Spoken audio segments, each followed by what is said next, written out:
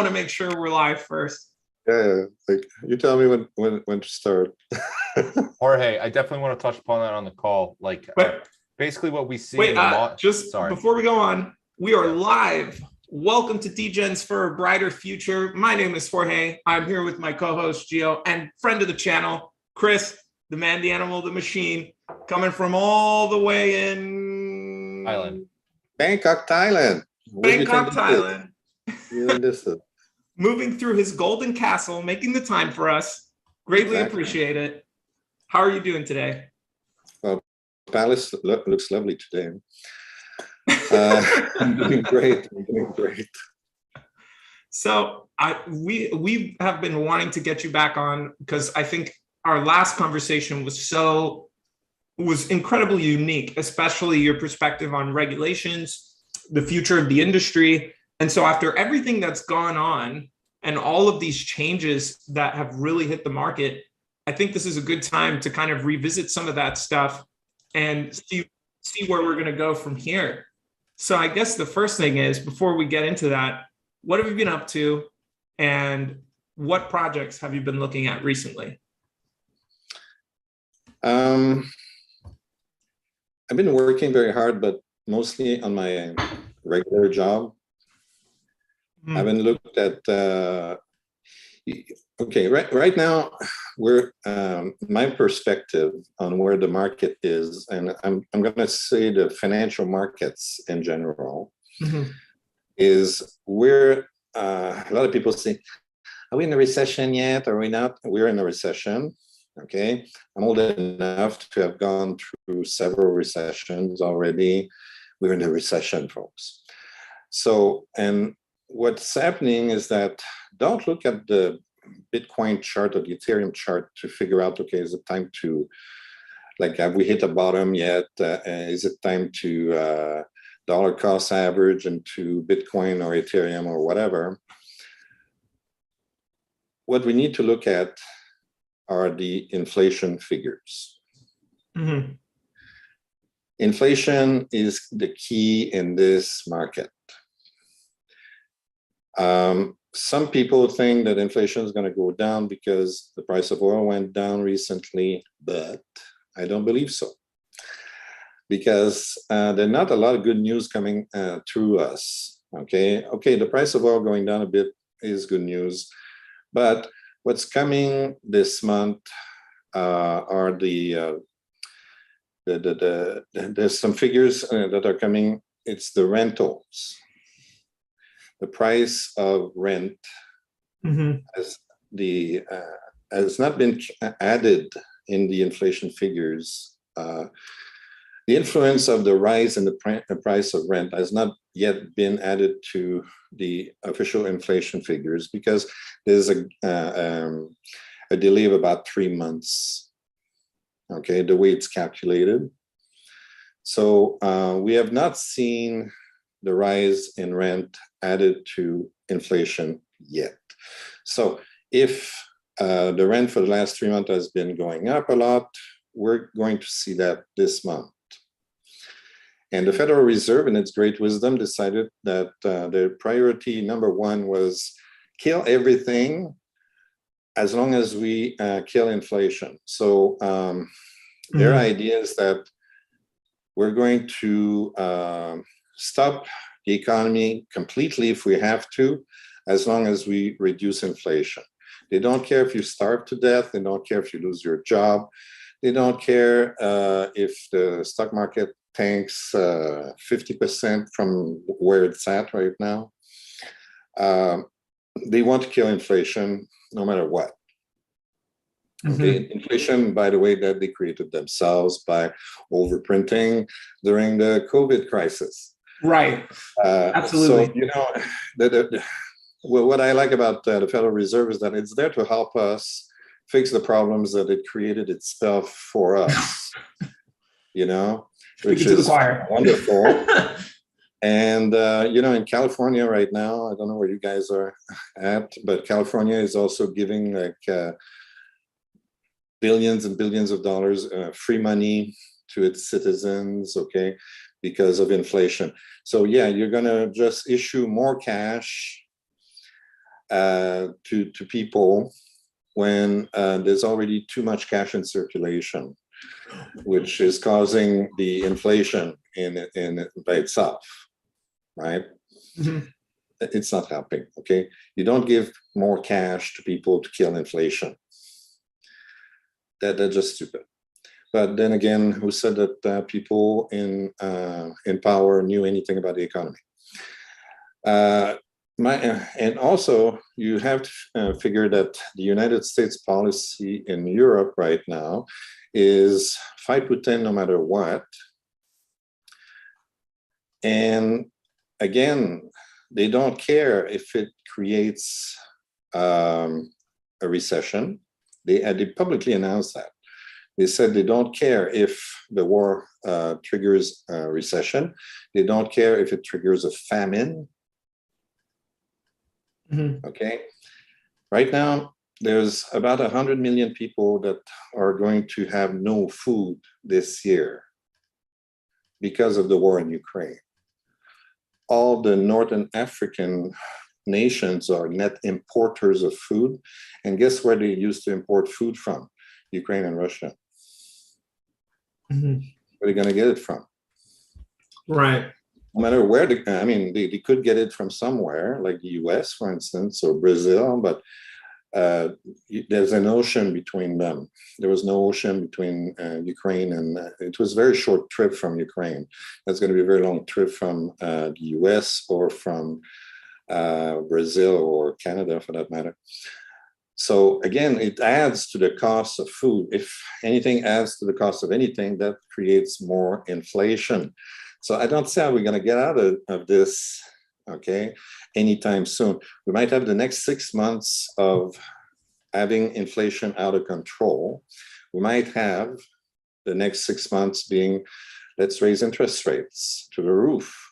Now, don't forget, in Europe, the UK has record high inflation. It's over 11% already. Now, imagine if the inflation in the US reaches 10% or 10.1%. There's a psychological barrier there, okay? People are going to panic if it reaches that level.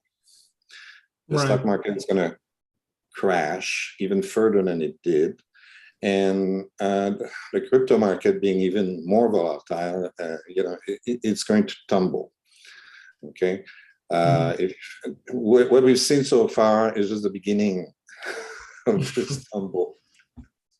So my view is let's remain liquid. I'm not investing in anything. That's why it's boring these days. I don't have a lot of videos I'm keen to make, except telling people to be prudent about where to invest their money. And that's why I made that black box video recently that some guy gave me a lot of flack for. But that's it. Like, try to stay liquid. So if you have cash, keep it as cash. You can invest it in anything that earns some interest. If you got stable coins, try to find a stable coin that nobody wants to off-peg it.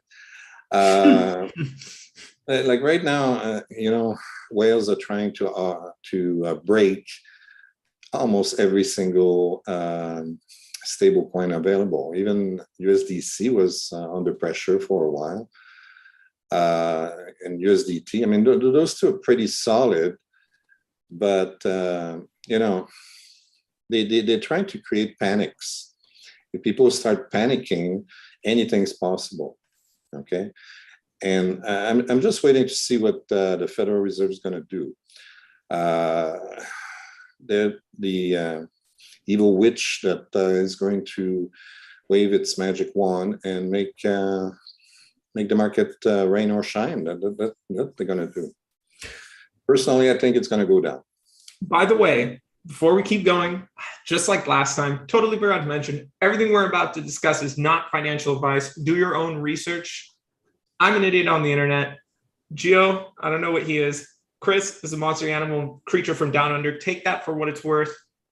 Like he mentioned earlier, do your own prudence and research. It's a very tough market out there. Put all your money in drip. Huh? What did you say? And in Time Wonderland, so you can help out Chris. Actually, Time Wonderland right now, if you look at their wallet, their the treasury wallet, they're mostly invested in stable coins at the moment. I did see too that the price of the wrap memo has been a little more stable lately, basically bouncing between 25 and 30, basically up and down like that.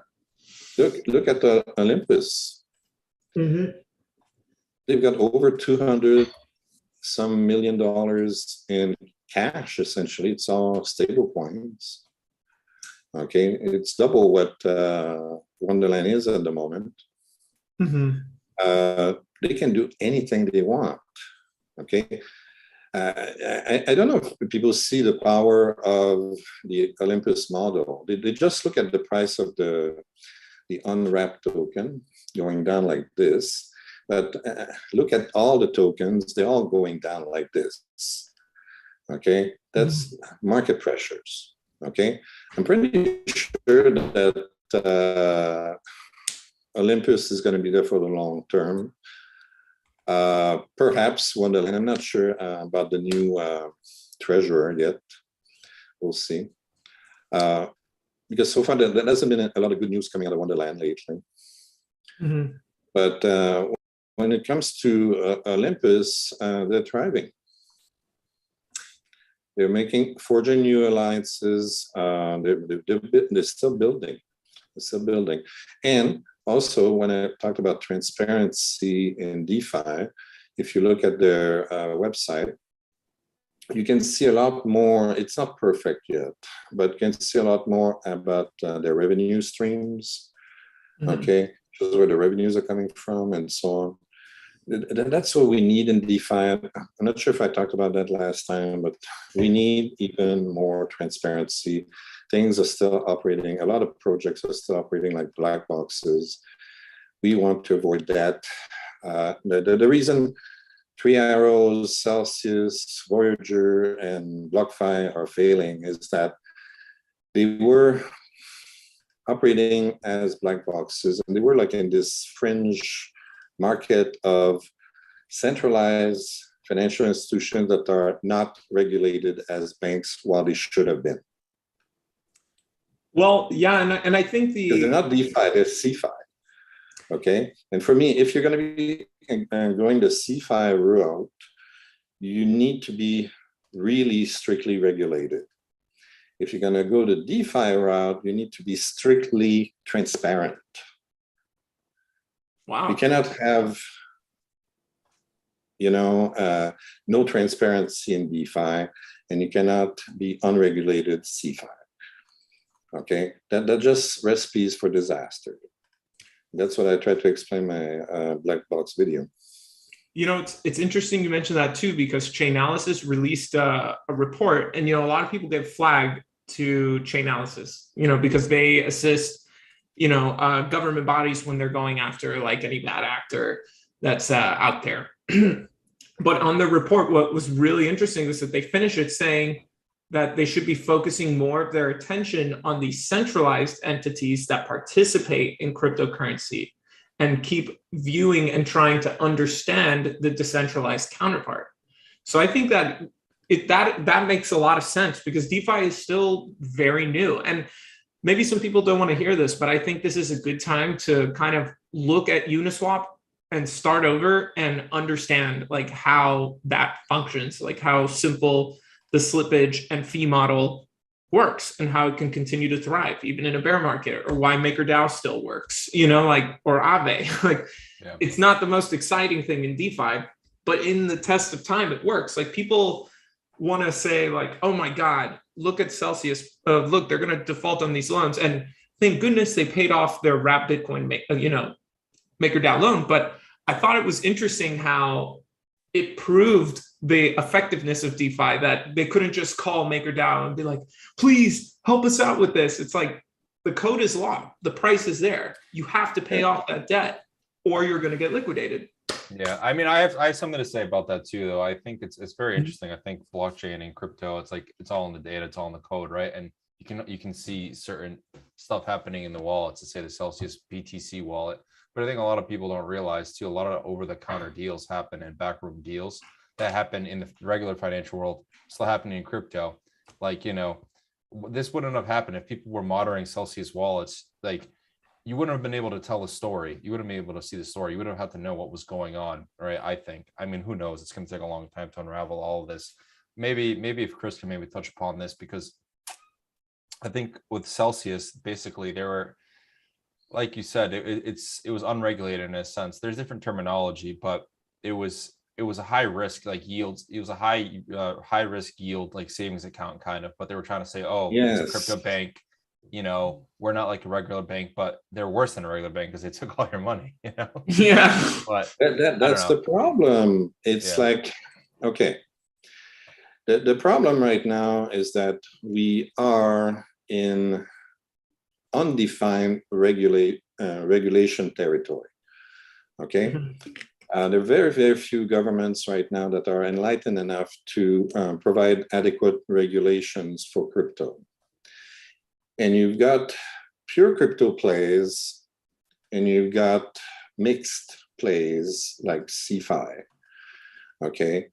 And you've got other plays that have nothing to do with crypto, like the traditional banks and insurance companies and so on. Now, a lot of those are interested in getting into crypto, which would turn them into CeFi institutions, okay? But we also need to make sure that the regulations allow for better DeFi plays.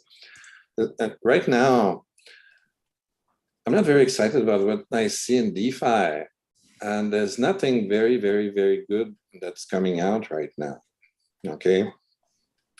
Everything is very experimental. Mm-hmm. And the people that invest don't know how experimental it is. And that's the biggest problem, okay? I mean, we had the tomb fork wave for a while, okay? A lot of people said, those are Ponzi's, they blah, blah, blah. They're not Ponzi's, but, there are ways to play a tomb fork without killing it and still making a profit. It's just people when if you play the tomb fork without farming and you just, sell the token when it's above peg, okay, you make a quick profit, but you kill the whole structure. And the problem is that nobody figured out a code to avoid that. You can tell people until you're blue in the face, okay, don't do this, do that instead, but no, they're going to do whatever they want. And they're still going to kill your project.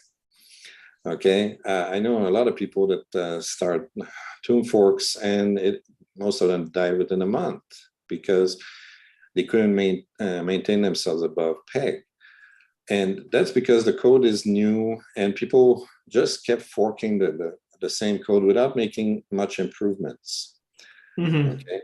And it's very experimental. There's no way to, we need better coders, okay? And we need coders to be a lot less naive, okay?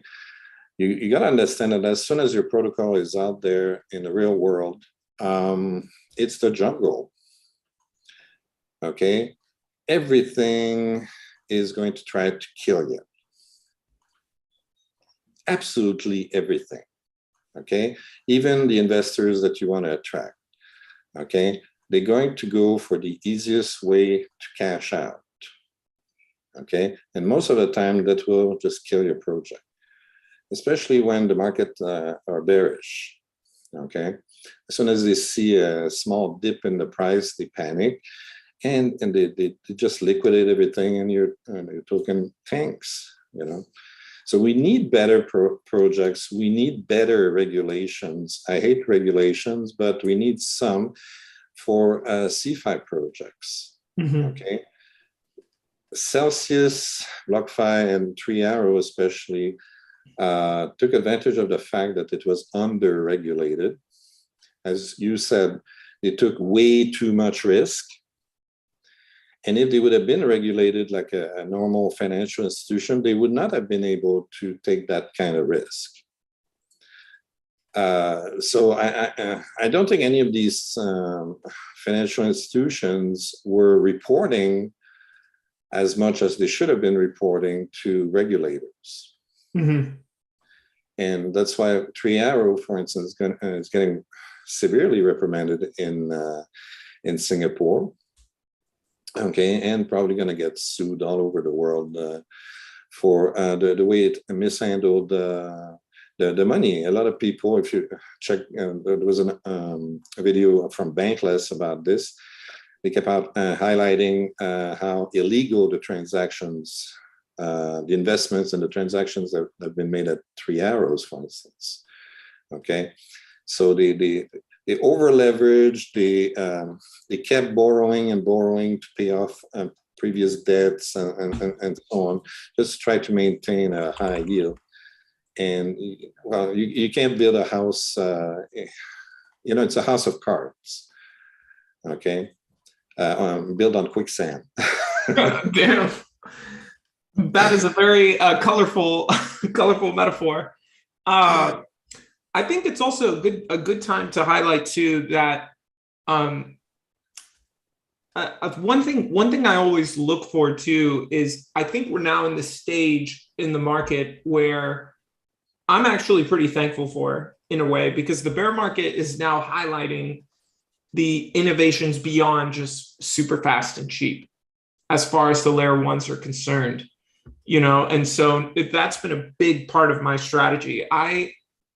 Not financial advice, is just what I'm doing. But for now, what I think we're seeing, are we at the bottom? I honestly can't say. Probably not. But what is our downside risk realistically? The riskiest time to buy was when Bitcoin was at 69,000, when apes were selling for millions of dollars, each. That was actually the peak. I might surprise you, and I'm not pessimistic. Long term, I'm extremely bullish on crypto, but I see Bitcoin at $5,000 this year. You think so? Yep. I mean, if I see $5,000 Bitcoin, I'm going in. Look, unless we start seeing a huge drop in the inflation figures. Right now, inflation figures are close to 9% in the US right now. Unless they suddenly drop to 6 or 5, the Federal Reserve is going to keep raising interest rates, and they're probably going to raise it by 75 to 100 basis points per month until we get there. Do you think he'll be worse than Paul Volcker? They might, if raising the interest rate by 75 to 100 basis points per month does not kill inflation in its tracks, they're going to do a Paul Volcker. Well, here's why. They might say, "Oh, let's raise it 500 points in 1 month."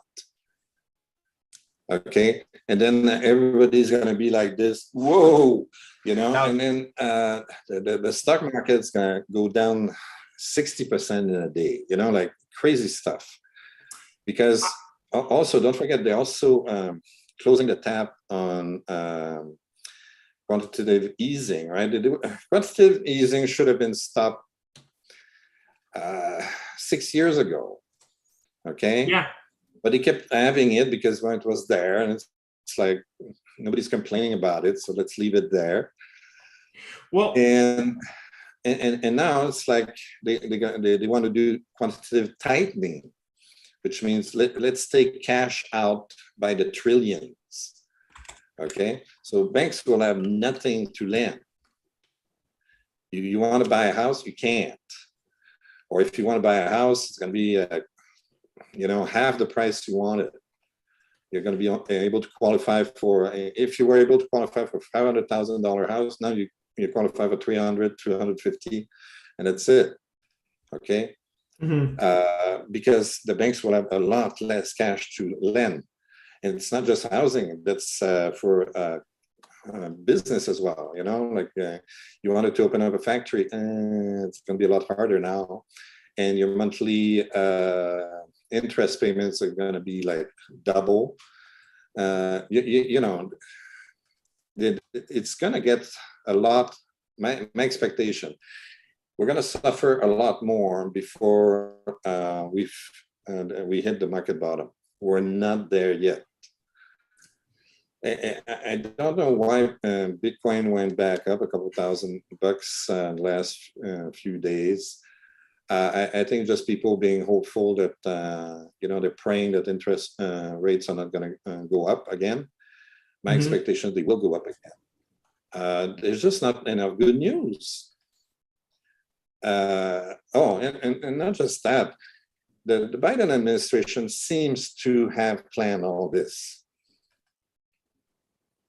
Okay, hopefully I'm not going to block your video after I'm saying no, this, but no.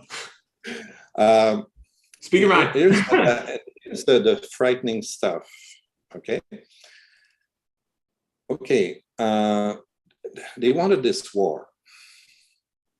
Okay, in Ukraine, and you can see that from day one when Biden decided to stop all oil and gas exploration on federal land. Okay, already you're reducing the supply of oil and gas. Okay, so you're already pushing, putting upward pressure on oil and gas. And then they did other stuff. Now I forget all the details, but they were all aiming at pushing the price of oil. And now you go to the gas station and you're paying double what you used to pay before Biden. On top of that, as I mentioned before, Ukraine and Russia are major food exporters that mostly sell their food to Europe and Northern Africa. Those are two of their biggest markets. Ukraine cannot produce any food whatsoever. They're at war.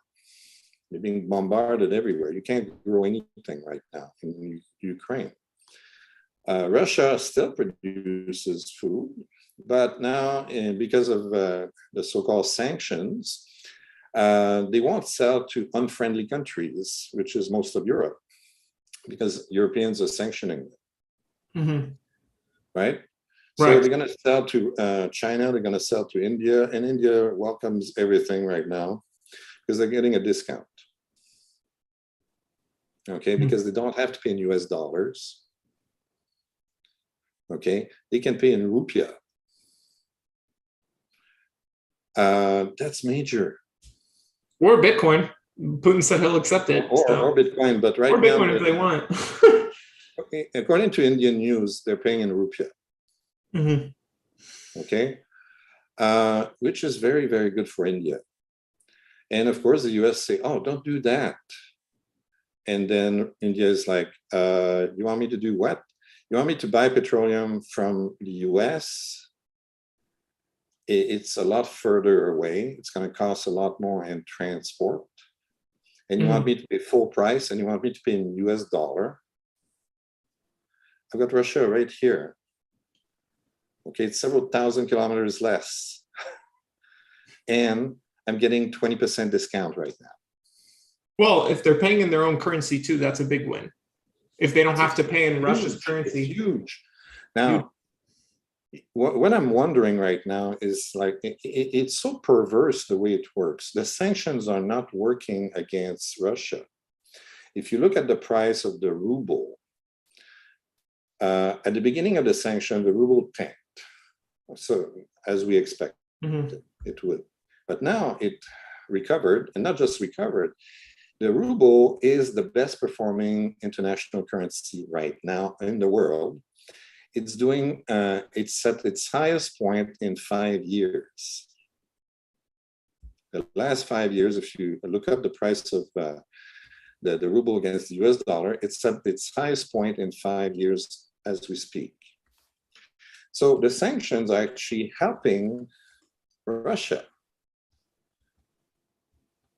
And they still sell, despite the sanctions, they still sell billions of dollars worth of oil per day to Europe. okay? And they're forcing Europe to pay in rubles, which is propping up the price of the ruble and helping the central bank financially.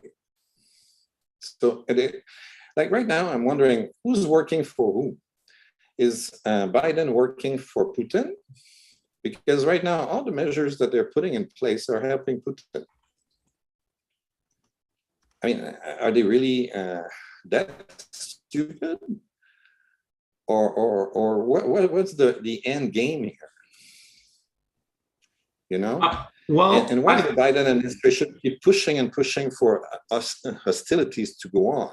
Because already, if you just look at the facts, okay, Putin already won the war. He already took over the pieces of land in Ukraine that he claimed were Russian. Okay, if there was a ceasefire now, we would split Ukraine in two, give a good chunk of it to Russia, which is what Putin wanted in the first place, and the rest would become the new diminished Ukraine. I don't know, like the sanctions are working against the West. The Biden administration has no intention of slowing down the war. And they said publicly that they don't care if it's causing a world recession, and they don't care if it's causing world famine. Okay, there's 100 million people, mostly in Northern Africa, that are at 2 fingers away from starvation, not having food on the table because of that war. Okay, how is that helping anybody? I want to mention quickly, as far as the ruble's concerned, what I think they miscalculated in the strategy too is the reality is if you inflate the US dollar, which is like the central currency of the world, the problem is that everything else is going to rise in value.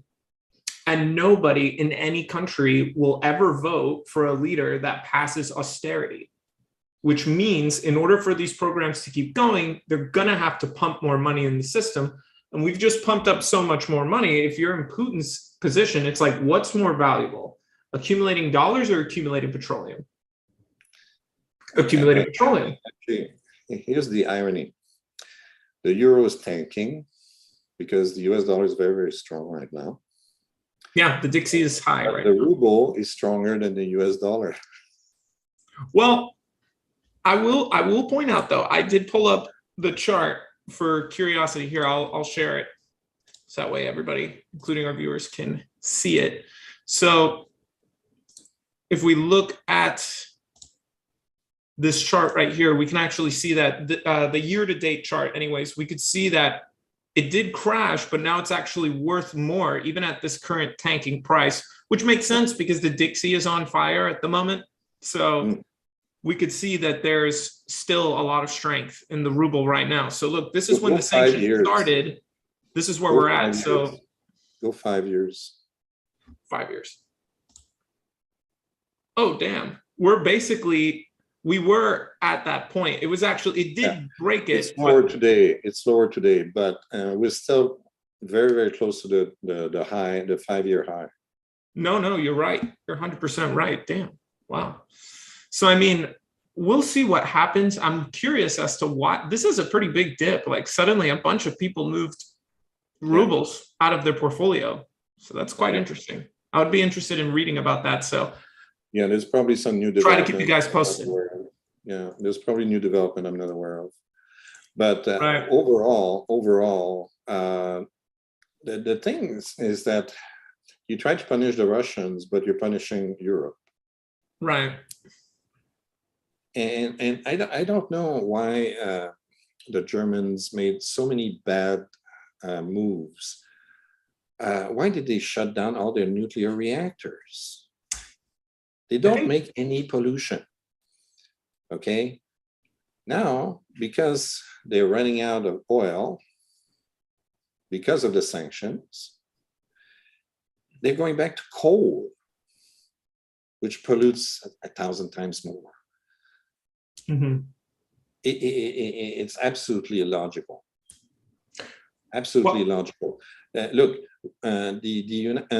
China is opening dozens and dozens of nuclear reactors in order to be able to shut down coal power plants. Dozens. I just saw it recently. Nobody likes Nixon, but Nixon is the guy that started the EPA. And Nixon, in order to help the United States become energy self-sufficient, wanted to open up 1,000 nuclear reactors in the US. How many nuclear reactors were opened since Nixon started that program? 0. I don't know why. But right now the regulation is so convoluted and so painful to go through. It's impossible today to open up a nuclear reactor in the United States. It's impossible. And there's a surplus of uranium, so it's not because uranium is so expensive. It's very cheap. There's thorium forever, and there's like a lot of research has been done with thorium as well for nuclear reactors. And there's a new technology for nuclear reactors that uses liquid. The cooling system is instead of using water, using uranium fluoride salts. And the advantage of this is that, although they can, those salts melt at very, very high temperatures, and they don't vaporize like water. Like the basic design of a nuclear reactor that we've seen is like we've got this giant bubble, right, that covers the nuclear reactor. The only reason they've got this giant bubble is to contain any explosion made by water vapor. Okay, because water would expand so fast, okay, if there's a leak, that it would spread radiations all over the place instantly, right? But if you make a liquid salt reactor, you could make the reactor about 100 times smaller, which would be a lot cheaper to make as well, and 1,000,000 times safer. And the technology exists, okay? China has been working on this for a long time.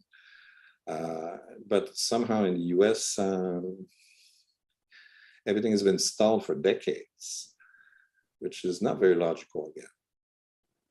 Well, I do want to mention, though, that I think the overwhelming reaction, as far as energy is concerned, with the union, it seems to be that now there's going to be a movement into nuclear energy. And I've read somewhere that apparently they're going to be creating more oil and more natural gas. So, I mean, either way, they're at least learning from the experience and trying to increase energy independence. So hopefully that works out. You need smart leadership at the government level to change the regulation model. And that's not in the books yet, okay? As I said earlier, it's impossible to open up a nuclear reactor today. Even if the president wanted to open one up, he couldn't. Okay, too many hurdles, too many problems. You need a complete rewrite of the entire structure. It's not going to happen overnight, unfortunately, because that would solve problems very fast. Okay, that would solve problems very fast. And that's why China is opening up dozens and dozens and dozens and dozens of nuclear reactors right now. They're foreseeing this. It's a bit bizarre that the steps that governments make in Europe and in America right now. They're like shooting themselves in the foot, or at the same time they're cutting the branch they're sitting on. It's so weird. It's weird to look at. Well, I'll still I'll still take really all over the place democracy over the fascism that the Chinese people have to face. And, it's very dystopian out there too. Now they have a credit system. So if you behave a certain way, they can reduce this credit and it makes it harder to get a job, harder to take a loan, or whatever the case can be.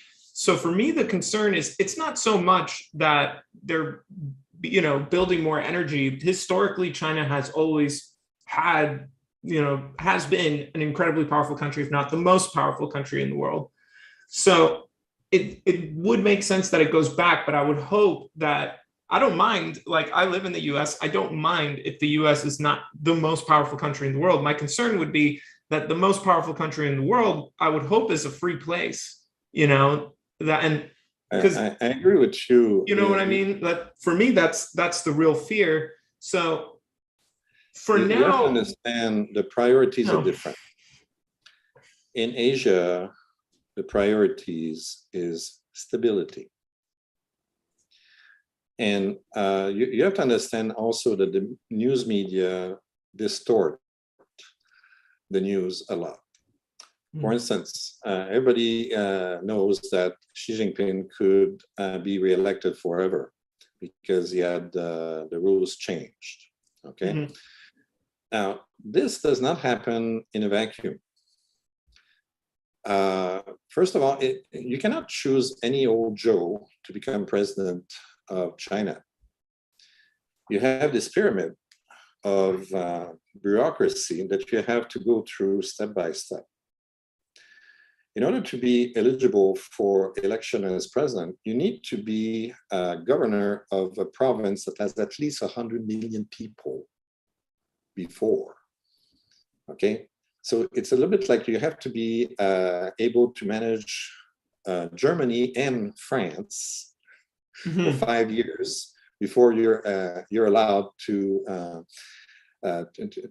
be president or to be voted on as president.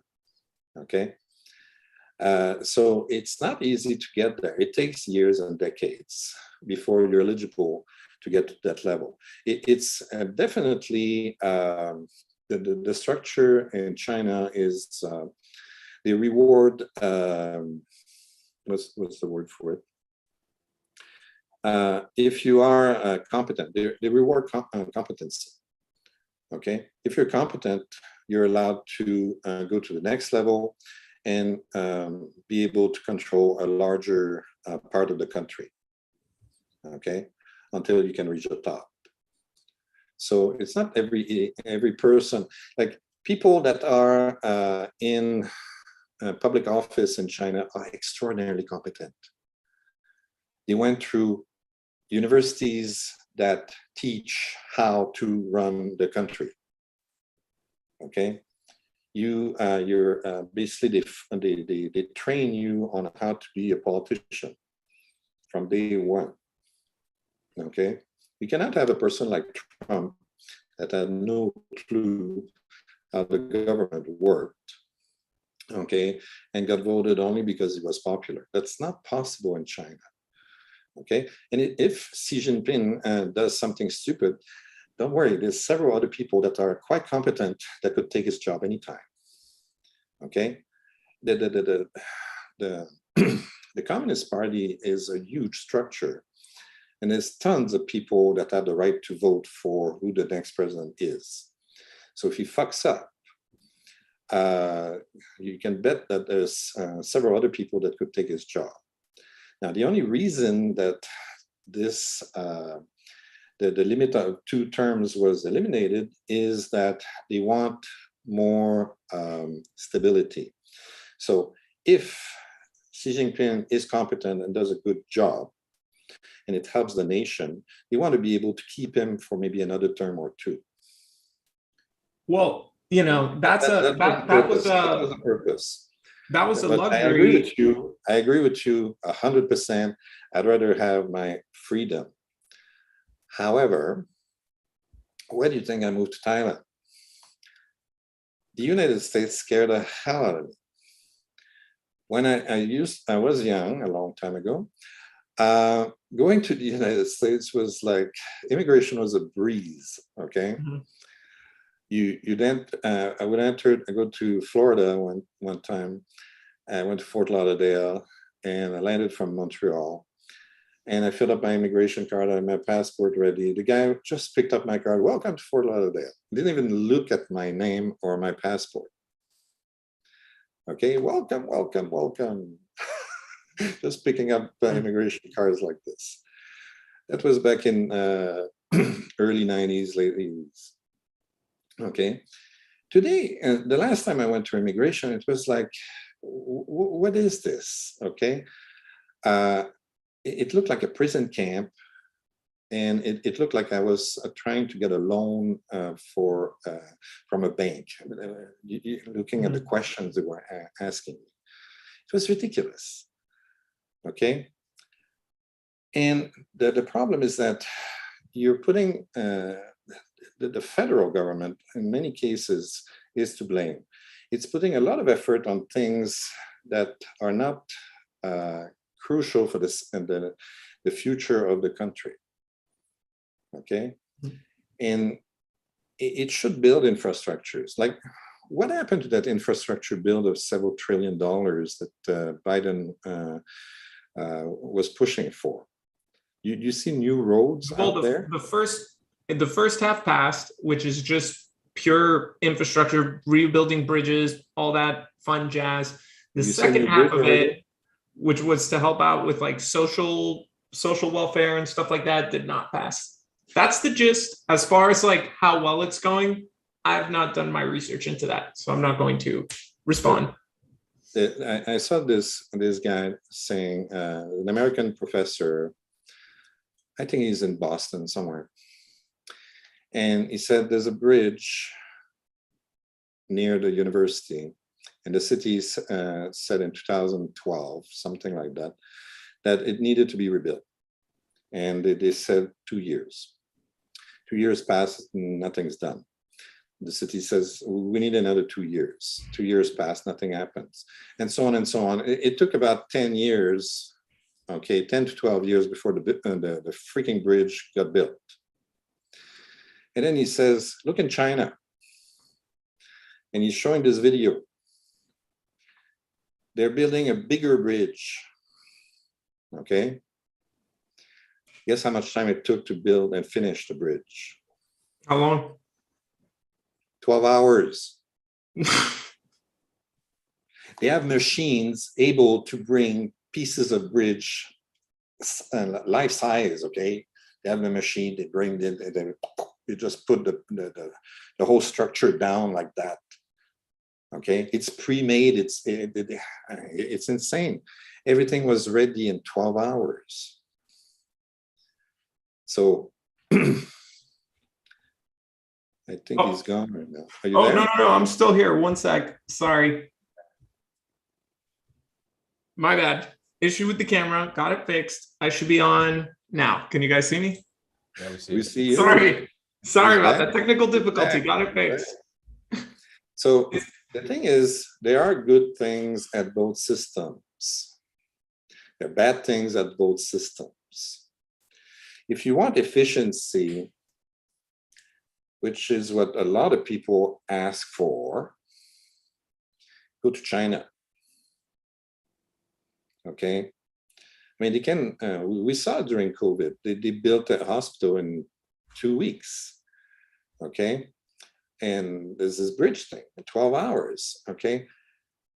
They're very efficient.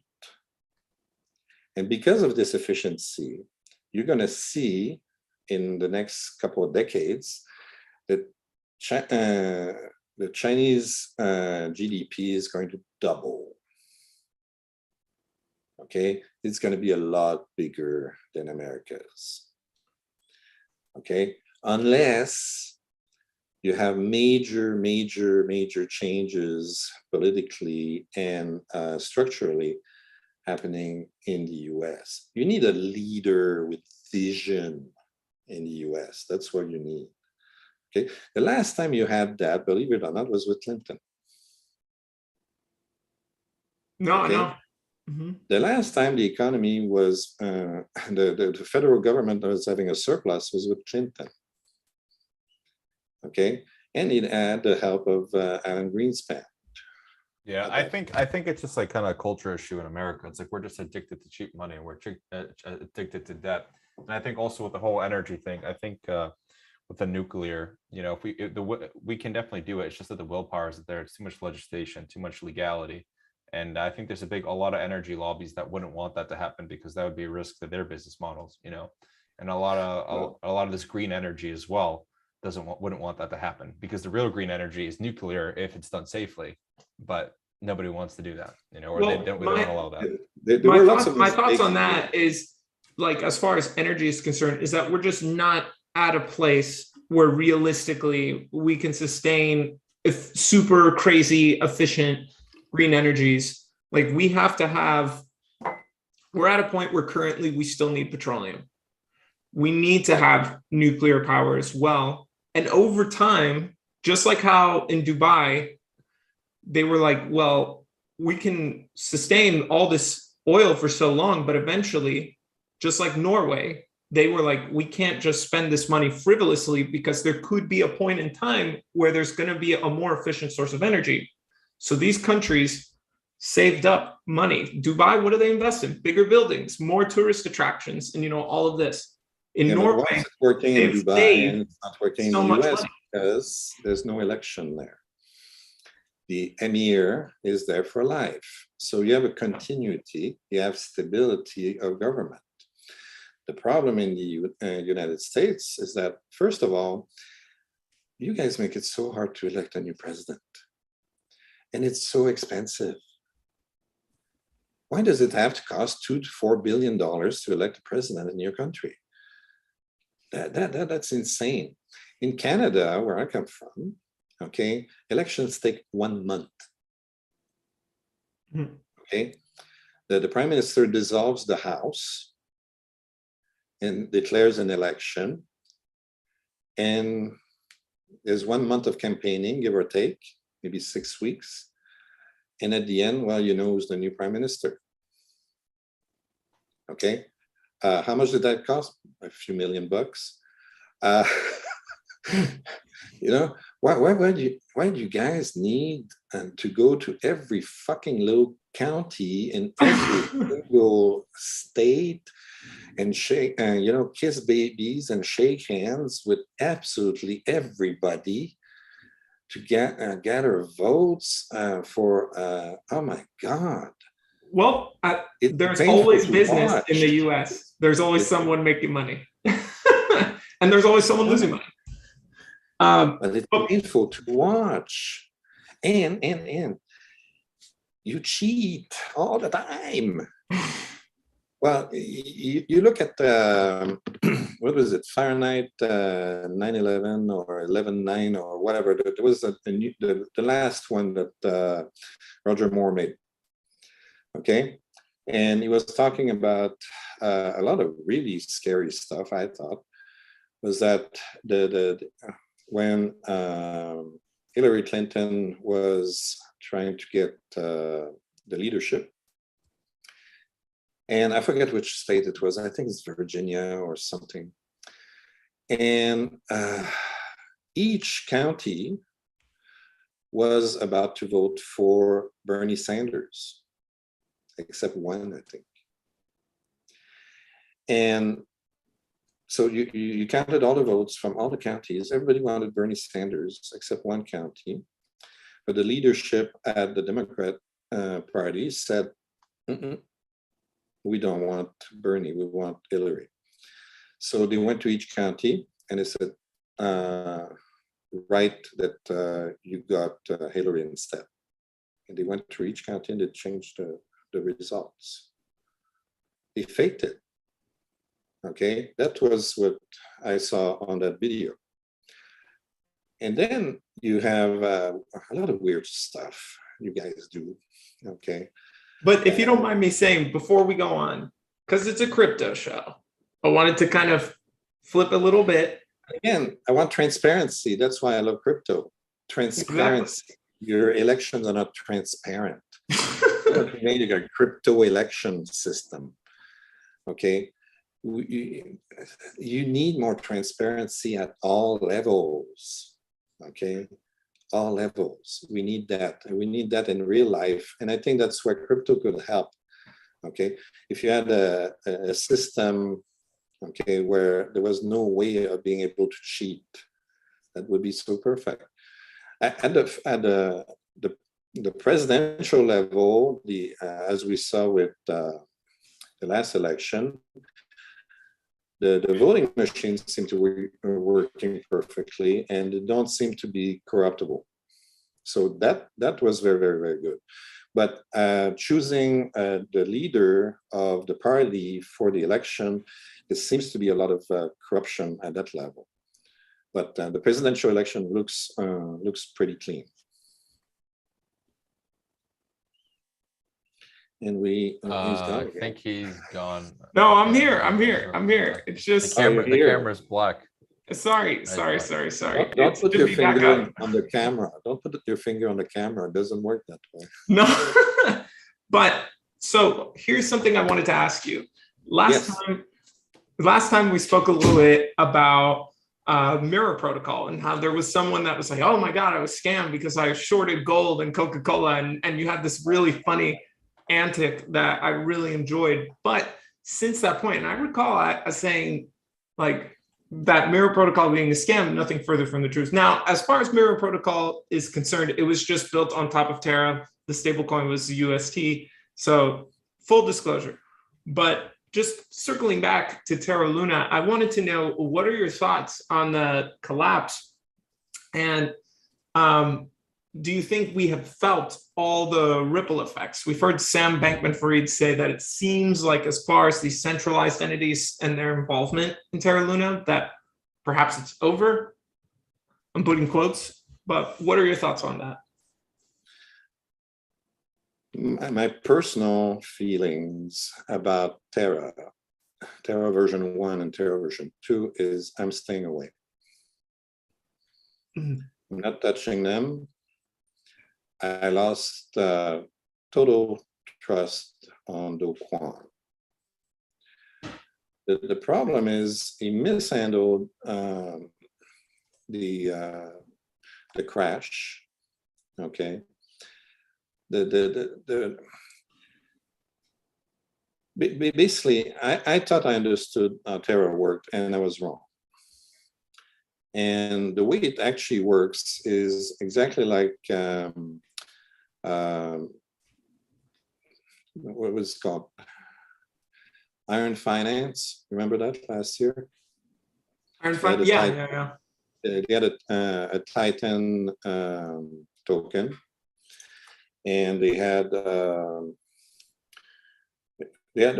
stable coin, and they had a Titan token. And basically, they use the same system, okay? One was backing the other and vice versa. So if the price, if you were going off peg, then, you'd burn the stable coin and, mint more of the other token. Anyway, it's the same mechanism. And it failed with Iron Finance, and I don't know why it took so long for Terra to fail, because it's essentially the same system.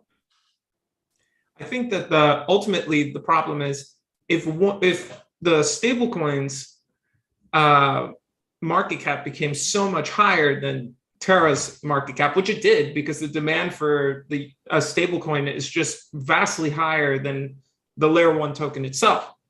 So that created an issue where it could be bought like crazy and then sold like crazy, and then you could short Terra and the underlying asset. What triggered the fail was Anchor. The problem with Anchor is, again, I did not dig enough to find out exactly how they were able to pay 19.5% indefinitely. Mm-hmm. And I should have been wiser, because it's impossible. Okay. As I explained in my last video about black boxes, the only thing you can expect, the only return, the highest return you can expect long term is about 10%. And that's with the S&P 500 long term. Okay, if you invest in the S&P 500 since the 50s, you can expect compounded 10%. Period. That's it. And you take approximately any decade, and it's all going to be around 10%, maybe a little bit higher, a little bit lower, but overall, it's 10%. And there's nothing else in the financial markets that can yield that much or more than that much consistently anywhere. Okay? And I thought, and I was mistaken, I thought that most of the yield came from staking the Luna tokens, because you had to get V Luna in order to be able to get the loan. And I thought they were earning the 19.5%, at least in part, from the staking of Luna. And I was mistaken. Most of it was just minting more anchor tokens. Okay, and what triggered the failure was that they knew they couldn't sustain this anymore, and they wanted to lower the rates, and they went down to 18.5% or something like that, and people started panicking, and the whales started spreading a lot of FUD, and they pushed people to panic. Okay, and it was a little, it was a small depeg, and the way Do Kwon and the team reacted was not helpful.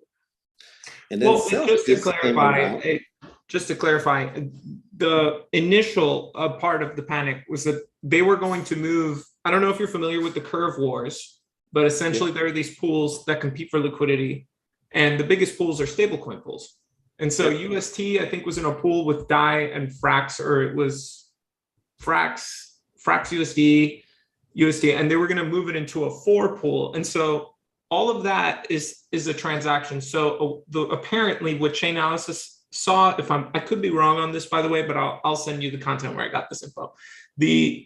When all that UST was being taken out of a pool, the whales saw the transaction happening, and that's when they started dumping UST.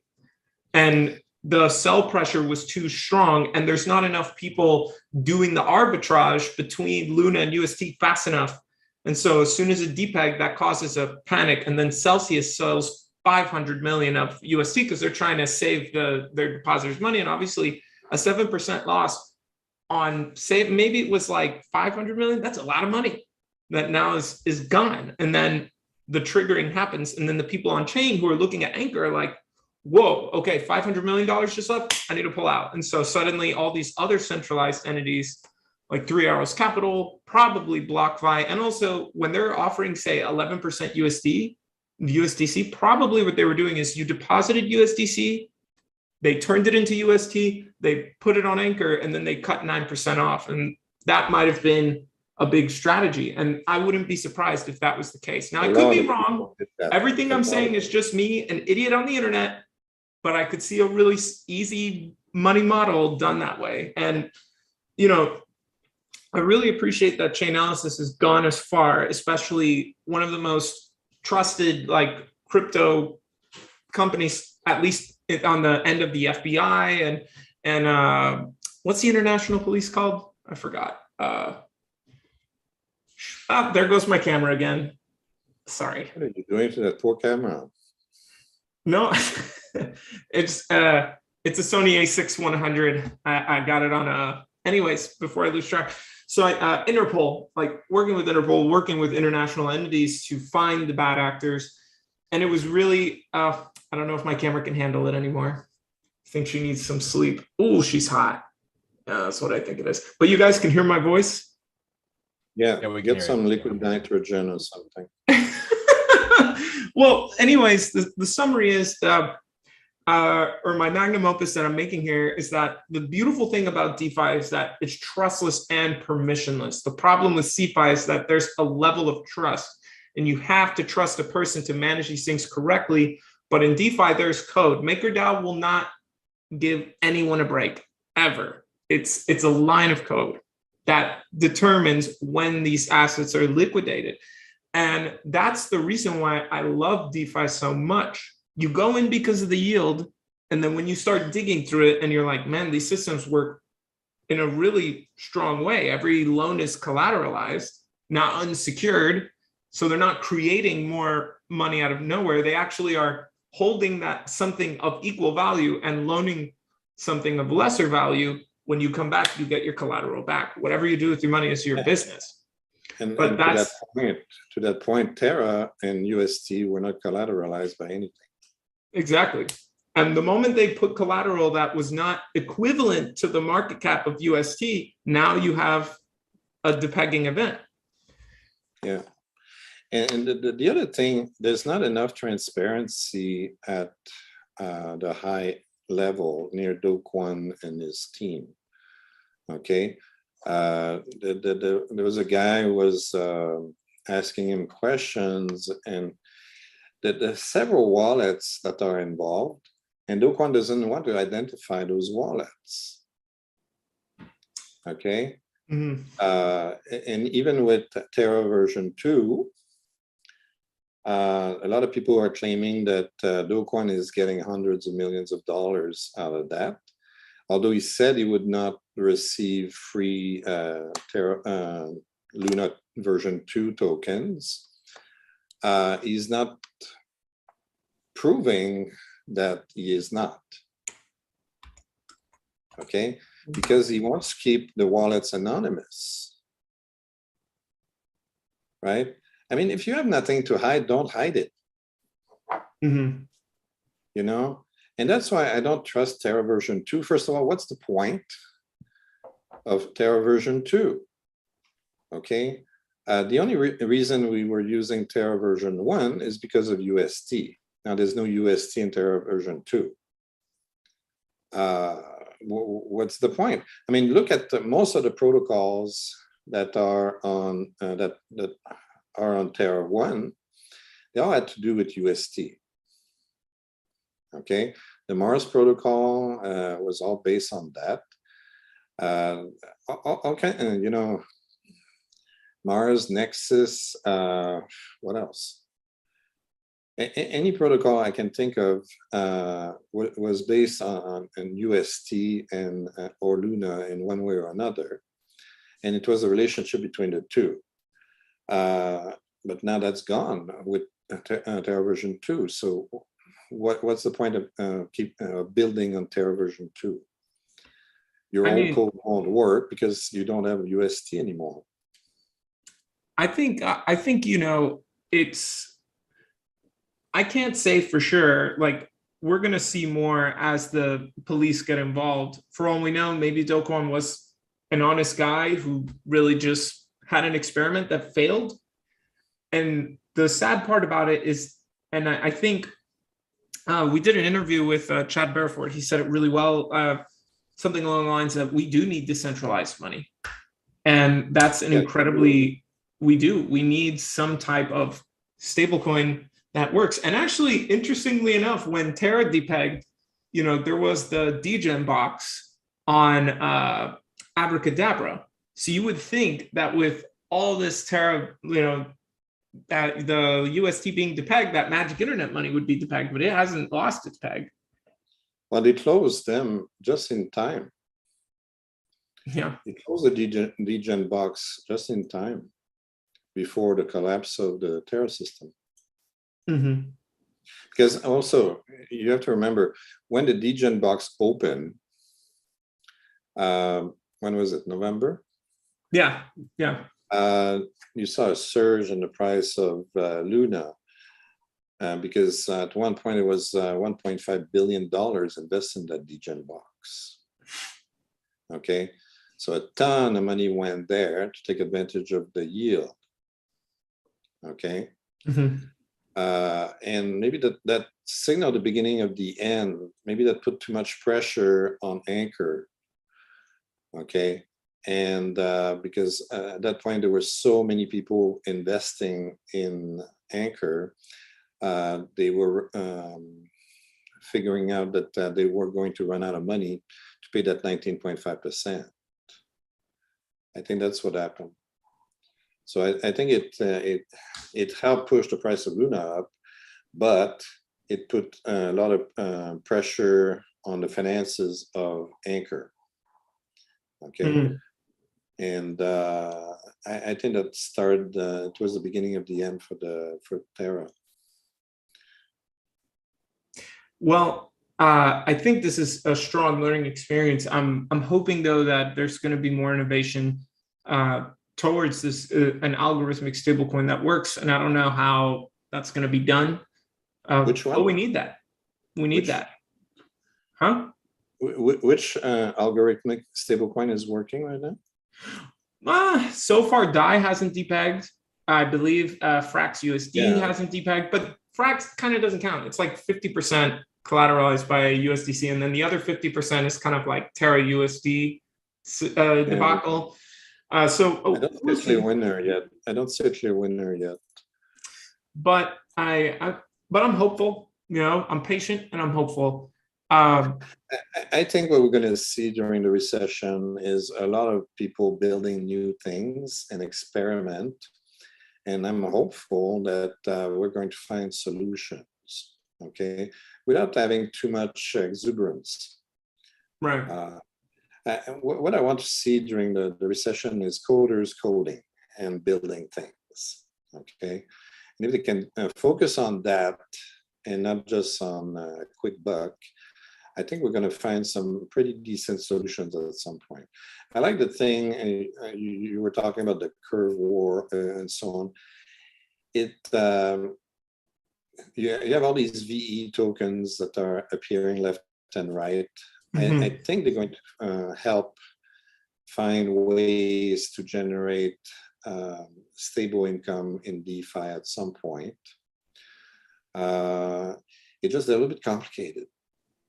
They're a little bit complicated to follow, and they're not as stable as they should be. And the curve token by itself is not that valuable.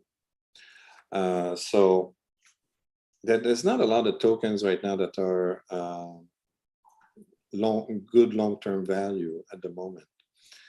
So far as DeFi is concerned, I've been very conservative. You know, mostly what I'm just holding some of the tokens on this logo and staking when I can. And as far as DeFi is concerned, so far the one that has been impressing me the most is Thorchain, and that's about it. And I've been the difficult thing is, in order for DeFi to work, there has to be a reason to use it. It's protocols that come in and say, we're just going to generate yield, and they're not breaking it down. I like Thorchain as an example because in the future, as regulations become more stringent on centralized exchanges, and the more KYC is demanded, the more AML is demanded, the more there will need to be a service that lets you access crypto, access all the other layer ones, access the tokens without needing those things. And self-regulation. We do. We need the big DeFi players to join hands and say, okay, this is the DeFi association. You don't have to join us, but if you join us, you have to follow this code of conduct, and you have to follow these disclosures. I would really love to see financial disclosure on all DeFi projects. We should be able to know if Aave, for instance, is profitable or not. Well, here's the thing. Is Aave churning out a profit or not? What are its assets? Okay, there's no balance sheet. There's no income statement. There's no cash flow statement. There's nothing. We need that. And since it's just code, okay, that should be codified. Somebody should program an automatic balance sheet and an automatic income statement, okay? Of course, it's not, financially audited by Price Waterhouse or anything, but at least it would give us more transparency and explain to us what's going on. Okay? Well, and we're going to need to fix things like impermanent loss, which is a pain in the neck, because it's very difficult to calculate your yield when you've got impermanent loss left and right every time things fluctuate. So, I mean, I think too, one of the challenges, while I like your idea, I think the problem is that you create a centralized body. Now, it's like you mentioned, you can join it or you could not join it. But we have, like, for example, the World Economic Forum, the World Economic Forum, which is supposed to be like sharing stakeholder value across the world, takes off Tesla as an ESG company. The company that makes solar panels, batteries, is trying to reduce the use of petroleum around the world. That's no longer an ESG company, but Exxon is. Like, so my point being is simply that the problem is when you have a set of human beings in a room, there's always going to be some type of bias. Now, what I would prefer is that what the regulation does is that the government has maybe auditors looking at code and then just saying, we looked at this code, this is what we think, this is your risk. Let me give you an example. In Canada, we have multiple self-regulation agencies. Like, for instance, if you're an accountant, you could be a CA, a CMA, or a CPA, okay? So you join the association you want, okay? We could have several DeFi associations. There's no, there's nothing to stop us from creating 20 different DeFi associations, okay? But each one should have like a code of ethics. Each one should have, rules saying, okay, we're not going to allow pure Ponzi schemes in our midst. Right. Okay. Not,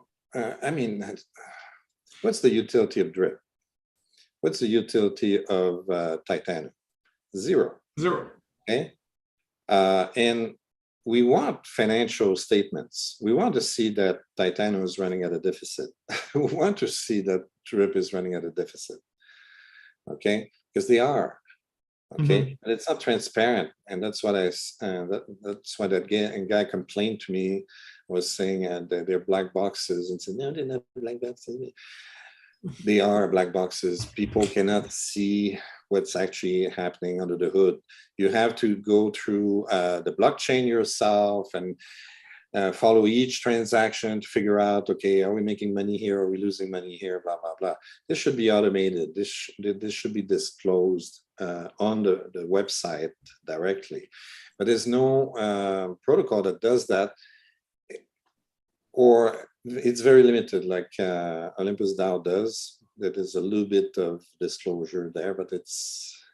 It'd be great if it's one thing you said in your last interview, that in our last chat, that I really liked, is you said you had years of customer service experience, and that you have to make this stuff, like, you need to make all the text in bold print.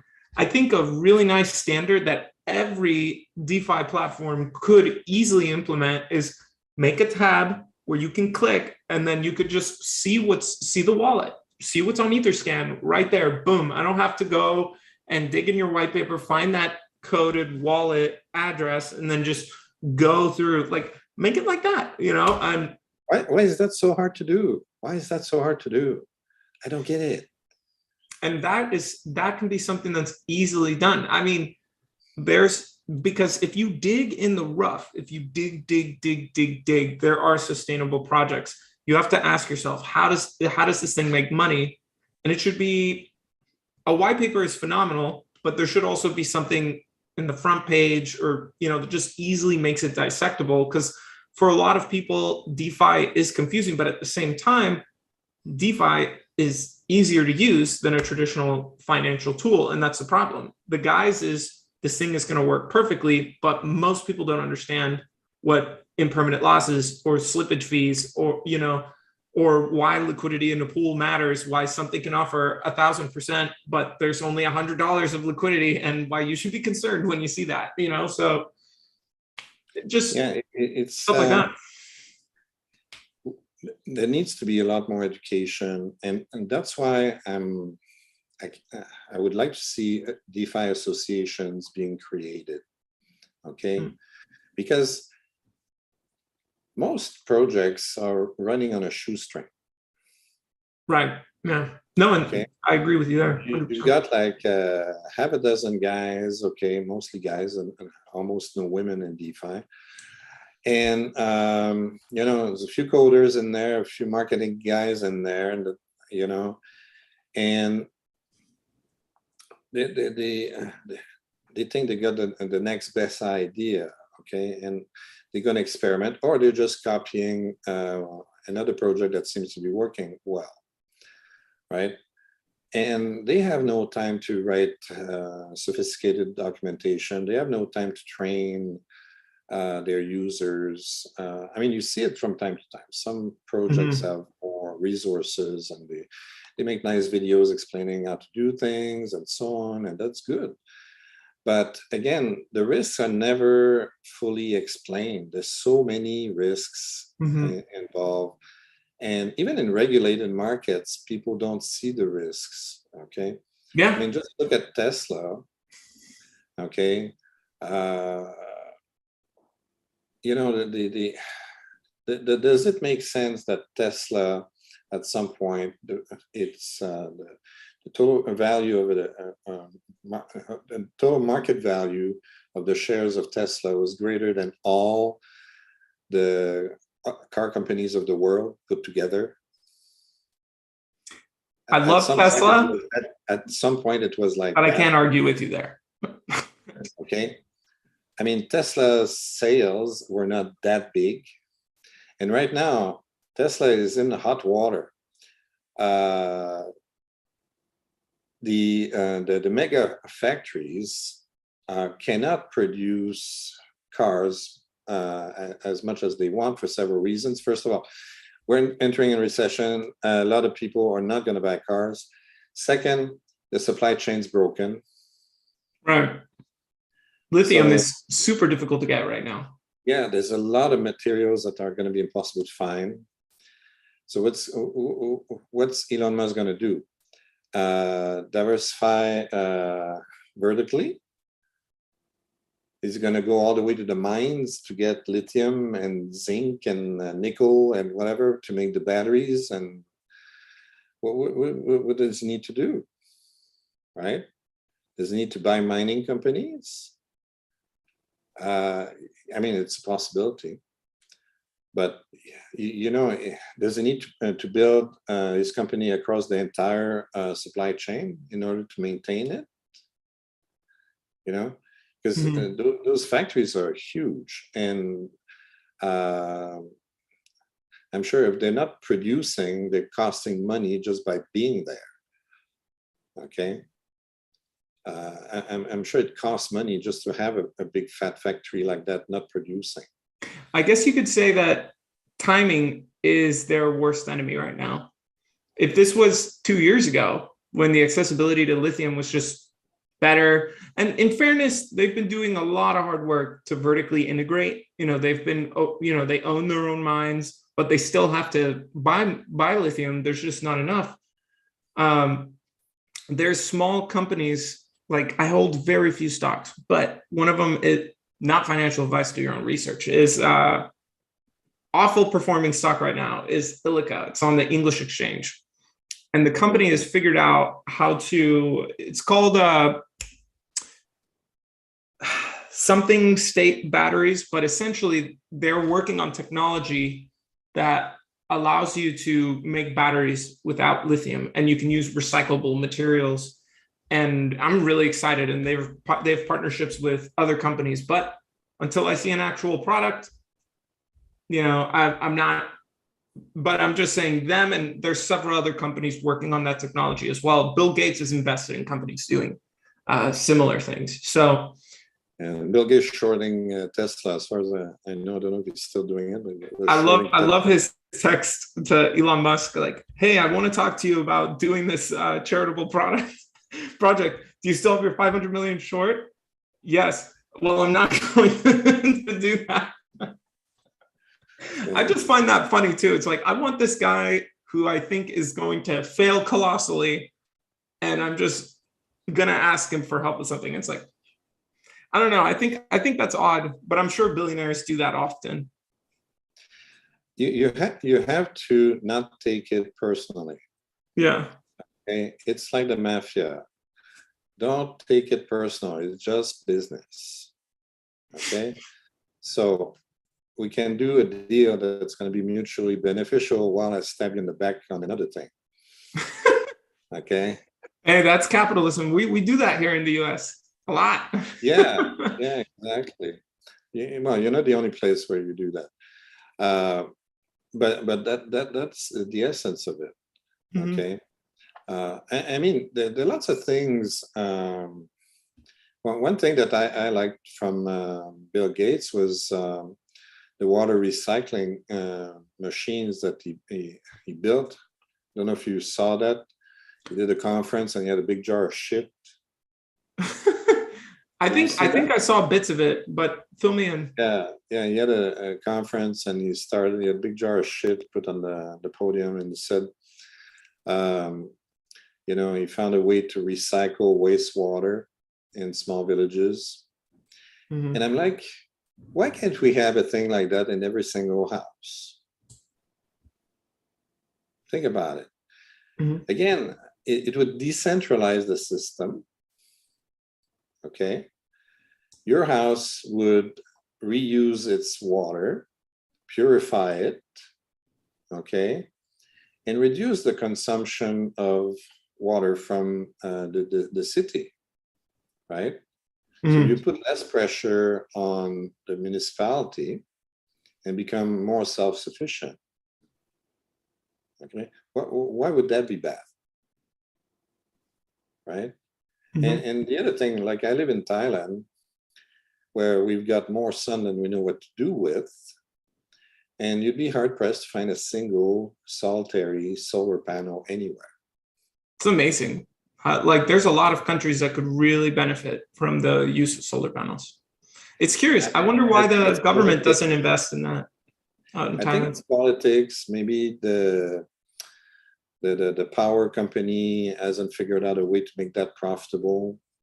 See, what I would have done is like maybe sell or rent solar panels, okay, and then charge people for installation and servicing.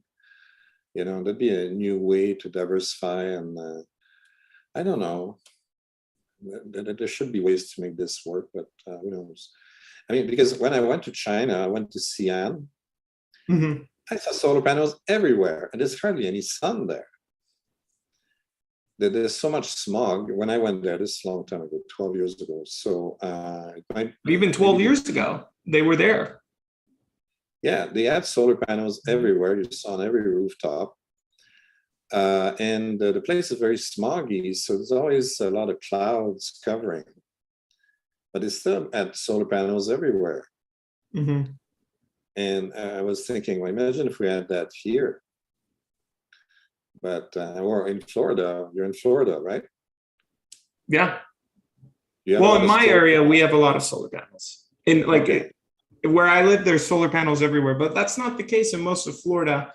I don't want to dive too deep into it, but a long time ago, there was a vote where they were trying loosely. It's been a while, but if I understand it correctly, they were going to try to basically force everyone to pay a certain tax for having the solar panel, and that money was going to go to the power plants. But the interesting thing is that Florida, it's sunny all the time. So like if you're a smart enough person, you could probably build a battery or buy one if you're rich enough, get it in your house, probably hook up a solar panel. Now, I don't know how feasible that is. I'm just a guy on the internet who talks about crypto. I'm not an expert on this stuff. If you are and you're watching, let me know. Maybe I'll do that where I live. But before we end things, I wanted to ask you, Mhm. There's been a lot that has happened in the market. Where do you think we're going from here in the next 6 months? We're going down. As long as inflation figures don't go down, if inflation figures are stable or going up, the markets, the financial markets with an S, like the stock market and the crypto markets, and possibly even the real estate market, would go down. Okay? Mm-hmm. Why? Because the Federal Reserve made it very clear that we're going to kill inflation or we kill everybody else. So they're going to nuke the nation completely, okay, if that's what it takes to kill inflation. They're going to nuke the entire economy if they have to, okay? They're going to raise interest rates for as long as they cannot control inflation. And what's disturbing is that Jerome Powell said, we're discovering that we don't understand inflation at all. Great, thanks. No, it was transitory, remember? Yeah, prices are going to magically stop going up. Yeah. So they're overreacting all the time. Mm-hmm. You know, and they're creating more problems than we need. Like, do we really need a central bank? No, we don't. But we have one, so we have to make the best of a bad situation. And what they're going to do is they're going to raise interest rates for as long as inflation is not going to go down. And I don't think inflation is going to go down because I don't see any good news. The only good news that we've had recently was that the price of oil went down. However, that's not the only thing. Because of the war, the price of food is going to skyrocket. Mm-hmm. And not just that, but several food processing plants have been shut down last year in the United States. So you guys are going to have a food shortage as well, not just Europe. Okay. I don't know why you need to shut down food production in the US, but that's what's happening. Again, the major disruptions in the supply chain, when you have a lot of disruptions in the supply chain, a lot of products are going to be missing. The price of these products is going to skyrocket, and you're going to see that across the board. So I don't see how we're going to lower inflation if the price of everything goes up, because we're running out of everything. Okay, so I'm expecting possibly that inflation goes above 10%. You might get 10.1, 10.2% inflation the next coming months. If you have that, the Federal Reserve is going to jack up interest rates so fast. It's going to be 75 basis points, 100 basis points or more per month until they shut down the entire economy, basically. And you're going to, people are going to stop spending. They're going to stop buying anything, and that's going to reduce inflation, okay? So I don't know how long it's going to last, but I'm expecting about 6 months of total hell until we see a difference in inflation figures. I could be wrong, but watch for inflation figures. If they don't go down, there's nothing to rejoice about. Okay, the Federal Reserve is going to kill inflation if even if it kills you. Okay, they don't care about you personally; they care about inflation first. So, okay, now I got to ask you one last question. So that's the next 6 months. Where do you think the markets will be in the next 3 years? Up. Beautiful. So there you go, everyone. Your little listen quickly. Go. Stay liquid. Keep cash at hand. Once you see inflation figures drop and the Federal Reserve decides to ease up on raising interest rates, look for bargains. Okay. But my expectations that until we hit the rock bottom, we could have Bitcoin at $5,000. Okay. It could go down 70% from now, from where it's at right now. Okay. And the stock markets could drop considerably from where they are right now. So in the meantime, try to stay liquid. So that's my financial advice. Yes. Remember, nothing here is financial advice. That's his financial opinion. I'm glad I got the point right. Yeah. Next to me on my screen. But hey, personally, that's how I do it. Right now, I'm not investing in anything. I'm just keeping cash. And if I see something really super duper amazing, I'm still waiting to see where the inflation is going. Right now, I just see it going up. I don't see any reason for it to go down.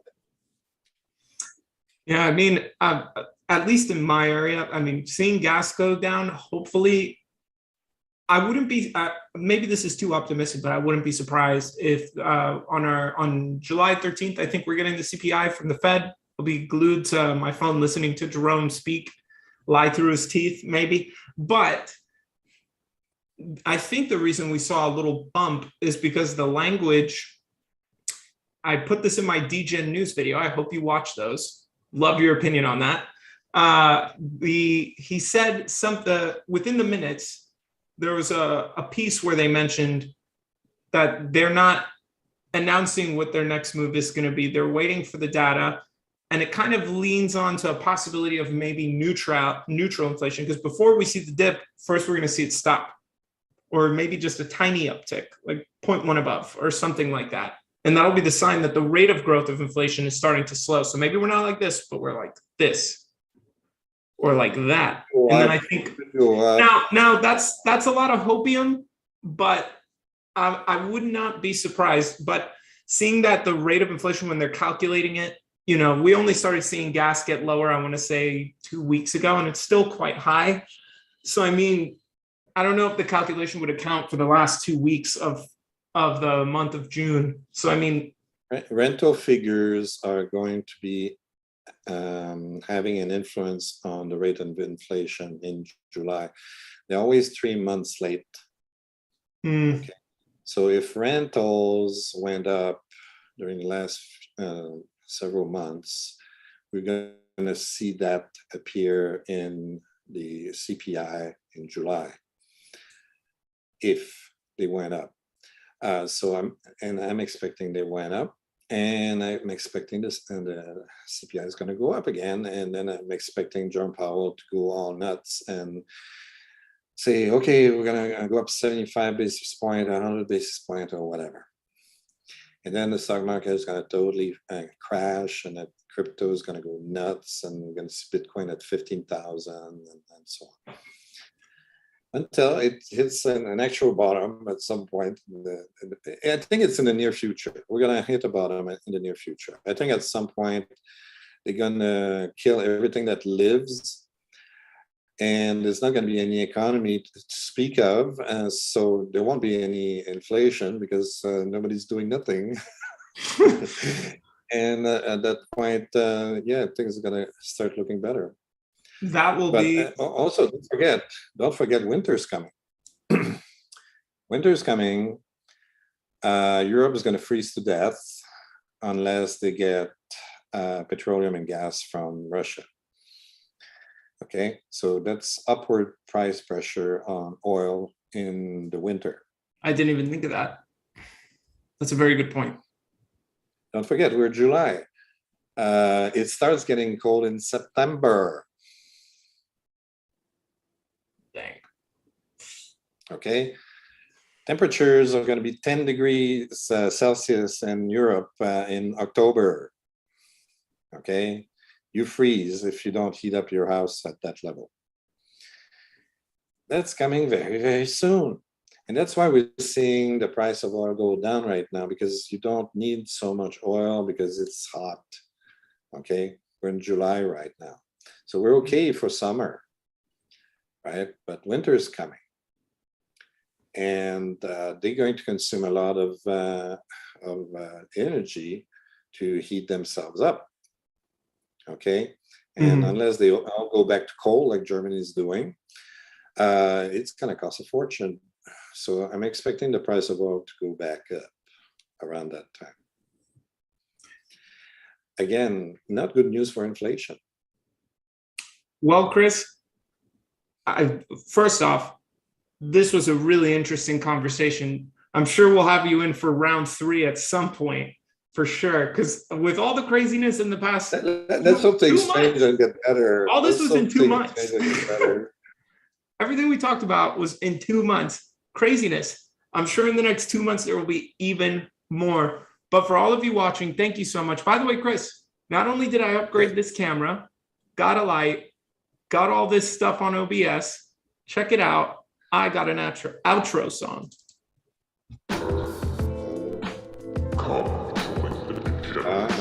So everyone, thank you so much for watching. Chris, the man, the animal, the machine from down under, streaming from his palace all the way in Bangkok.